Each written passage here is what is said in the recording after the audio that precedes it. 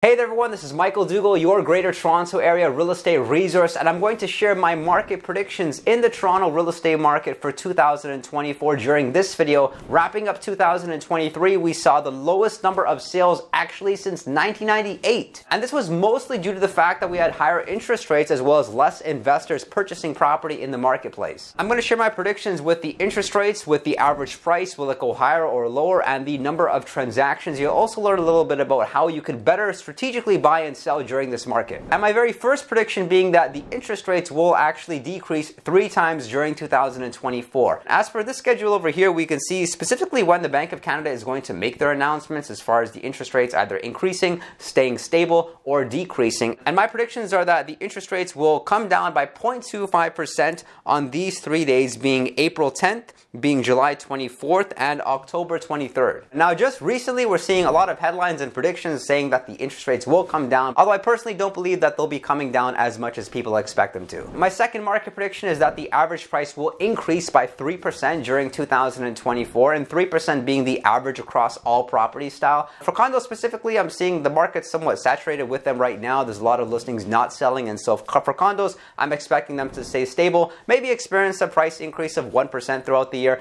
but the price increase, which is really going to come in effect, is going to be with some of the higher priced homes, specifically the detached properties, because these are the same listings which have really come down in value since June of 2023. So we are expecting them to naturally just come up because investors will be back in the market and buyers will be back in the market once the interest rates do somewhat decrease. It's important that we remember, like, everything is actually connected. So when investors are purchasing, there's more optimism in the market because we have a higher number of sales, and then people are more comfortable purchasing property. They're more optimistic about their situation if they want to upsize or buy that property that has the nice backyard. And I really feel for some of those sellers that tried selling in 2023 and they had one of the nicest properties in the area, because if they did sell, most likely they sold at a far lower price than what they would have gotten in back in 2022. My third prediction is with respect to the pre-construction market, and I'm actually expecting prices to be somewhat stable. It's very interesting because a lot of these pre-construction condos are coming to the market as well as freehold properties, but if people were to just buy resale within that same area,